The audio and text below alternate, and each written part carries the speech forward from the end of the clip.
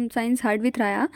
हम लोग जो है यूजीसी नेट का पेपर करने वाले हैं और ये यूथ कंपटीशन का है, तो हम लोग लगातार सेशन करेंगे इसमें, मतलब कि डेली 20 क्वेश्चंस देखेंगे। अगर आपको सही लगता है तो आप बताइएगा, और आपके व्यूज़ कमेंट लाइक से हमें पता चलेगा कि हाँ ये सेशन सही है कि नहीं सही है। ठीक है, तो हम लोग डेली 20 क्वेश्चंस करेंगे। अगर इससे बेनिफिशियल होता है, क्योंकि बीपीएससी पीजीटी भी होने वाला है, और उसके बाद फिर अब जो टीजीटी पीजीटी एग्ज़ाम्स होने वाले हैं, फिर जो जून वाला जो यूजीसी नेट होने वाला है, ये सब में कारीगर होगा।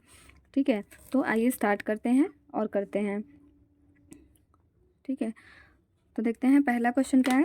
पहला क्वेश्चन है कि ICMR 2010 के अनुसार एक 10 वर्षीय लड़के के लिए विटामिन ए की दैनिक प्रस्तावित मात्रा कितनी है। कितने ऑप्शन है, 400 माइक्रोग्राम रेटिनॉल, या फिर 350 माइक्रोग्राम रेटिनॉल, या 600 माइक्रोग्राम रेटिनॉल, या फिर 950 माइक्रोग्राम रेटिनॉल। ठीक है, तो इसका राइट आंसर है 600 माइक्रोग्राम रेटिनॉल। ठीक है, नेक्स्ट है, निम्न में चीनी क्रिस्टलीकरण होता है। किसमें चीनी क्रिस्टलीकरण होता है, तो छेना मुरैकी में, कि फिर मूंगफली की चिक्की में, या फिर अमरूद की जेली में, या फिर नींबू का स्क्वैश में। तो जो चीनी का क्रिस्टलीकरण होता है वह छेना मुरैकी में होता है। ठीक है, अभी हम लोग जो है वो व्याख्या नहीं कर रहे हैं, आप लोग के रिस्पॉन्स से समझ में आएगा कि हमें व्याख्या करनी है या नहीं करनी है। ठीक है, डायरेक्ट हम क्वेश्चन देख रहे हैं। ठीक है, नेक्स्ट क्वेश्चन है, क्लियर तरल आहार में निम्न खाद्य पदार्थ नहीं दिए जाने चाहिए। किसमें क्लियर तरल आहार नहीं देना चाहिए, बिना दूध की चाय, या फिर दूध, या फिर नारियल पानी, या कार्बोनेटेड पेय पदार्थ। मतलब इसमें पूछा है कि कौन सा क्लियर तरल आहार नहीं है। ठीक है, तो ये जो दूध है वह क्लियर तरल आहार नहीं है। ठीक है, नेक्स्ट है, शीघ्र सेवा रेस्तरां अपने मेन्यू की पौष्टिकता इस पर बताते हैं। किस पर, जो शीघ्र सेवा रेस्तरां मेन्यू होता है वह अपनी जो पौष्टिकता होती है वह किस पे बताते हैं, मेनू कार्ड पर, या फिर प्रदर्शन बोर्ड पर, या तो फिर वेबसाइट पर, या ईमेल पे। तो ये वेबसाइट पे बताते हैं। ठीक है, नेक्स्ट है, निम्नलिखित में से कौन सा सिलाई मशीन का फीड मेक ऑन इज्म नहीं है, ड्रॉप फीड, या फिर डिफरेंशियल बॉटम फीड, या फिर यूनिसन फीड, या फिर स्पूल फीड। तो इसका राइट आंसर है ड्रॉप फीड। ठीक है, नेक्स्ट है, रंगते वक्त नमक इसलिए डालते हैं, जब रंगते हैं कोई भी वस्तु तो किस लिए नमक डालते हैं, और शोषण करने के लिए, या फिर रंग शून्य करने के लिए, या फिर घोलने के लिए, या ऊपर के सभी। तो रंग को शून्य करने के लिए नमक डालते हैं। ठीक है, नेक्स्ट है, तीव्र गति युक्त उपभोक्तावादी वस्तु जिसे उपभोग किया गया तथा तीव्र गति से पुनर्स्थापित किया गया, उसके लिए अमेरिका की अभिव्यक्ति चिन्हित करें, ऑरेंज गुड्स, या फिर brown goods, white goods, red goods. तो इसका राइट आंसर है रेड गुड्स। नेक्स्ट है, समय तथा गति अध्ययन की कौन सी तकनीक दोनों हाथों के हलचल पर विचार करती है। मतलब समय तथा गति अध्ययन की कौन सी तकनीक है, दो तकनीक है उसमें, जो है जो चार हैं, उसमें कौन सी तकनीक है जो दोनों हाथों के हलचल पर विचार करती है, पाथवे चार्ट, या फिर ऑपरेशन चार्ट, या प्रोसेस चार्ट, या क्रोनोसाइक्लोग्राफ। तो इसका राइट आंसर है ऑपरेशन चार्ट। नेक्स्ट क्वेश्चन है, एक समय में पैदा हुए लोग विशेष ऐतिहासिक और सांस्कृतिक स्थितियों से प्रभावित होते हैं, इसे कहते हैं, क्या कहते हैं, क्लिक प्रभाव, या फिर सहवास, या फिर कॉन्टेक्सचुअलिटी, या फिर पलटन प्रभाव, या कोहार्ट, इसको कोहार्ट भी कहा जाता है। तो इसका राइट आंसर है पलटन प्रभाव।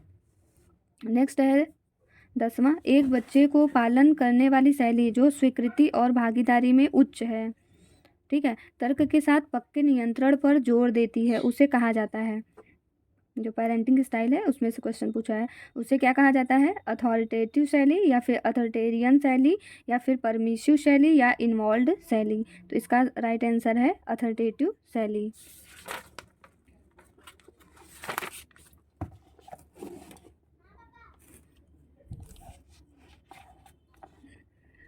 नेक्स्ट क्वेश्चन है, निम्नलिखित में से कौन सा जनसंचार में पुष्टि प्रदान नहीं करता। कौन सा जन संचार में पुष्टि प्रदान नहीं करता? संपादक को पत्र लिखना या फिर प्रसारण के दौरान फ़ोन करना या मुख्य समाचार या फिर टीआरपी। तो जो संपादक को पत्र लिखना है यह जनसंचार में पुष्टि प्रदान नहीं करता है। नेक्स्ट है, एक एक्सटेंशन कार्यक्रम की योजना बनाने के लिए एक परस्पर संवाददाता PLA उपकरण कौन सा है? समाज मिति या मौसमी आरेखन या फिर तितर बितर आरेखन या फिर अनुक्रमण। तो इसका राइट आंसर है मौसमी आरेखन। 13वां देखते हैं, भारतवर्ष में पोषण संबंधी निगरानी के लिए आंकड़े निम्नलिखित संस्थाएं देती हैं। कौन कौन सी संस्थाएं देती हैं भारतवर्ष में पोषण संबंधी जो निगरानी के लिए आंकड़े? ऑप्शन ए NFHS,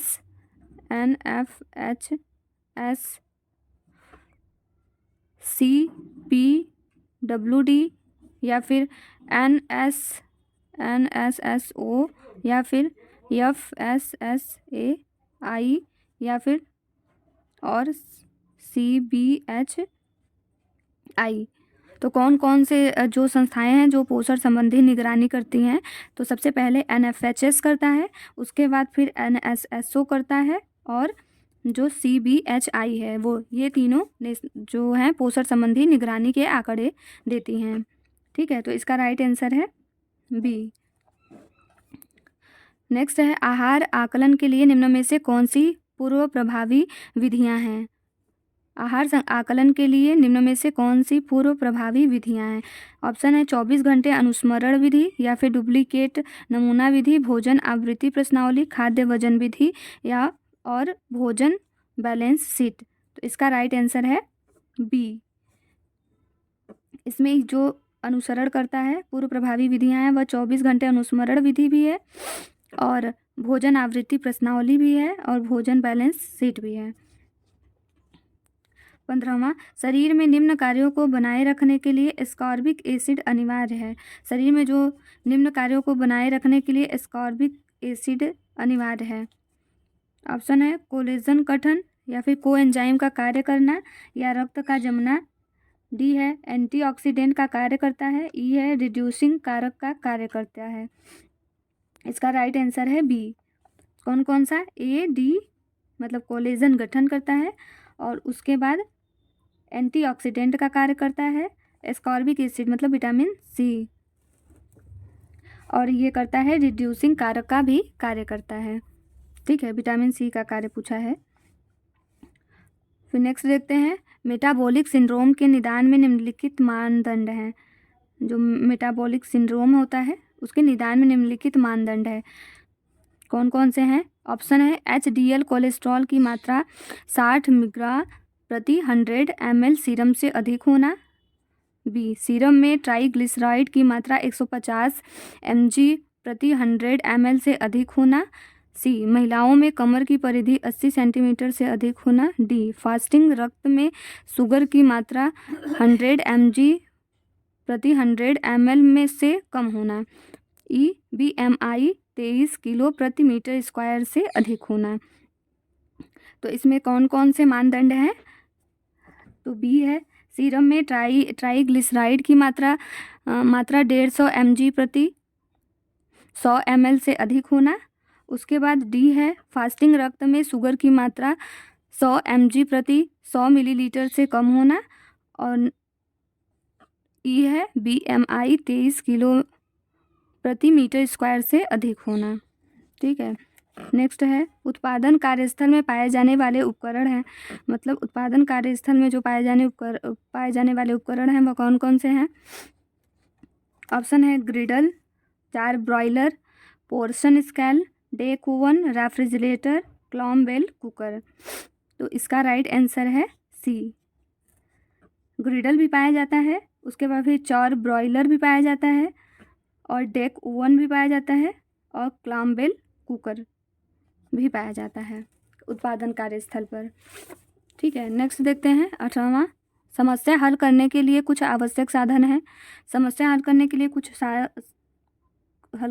कुछ आवश्यक साधन कौन कौन से हैं?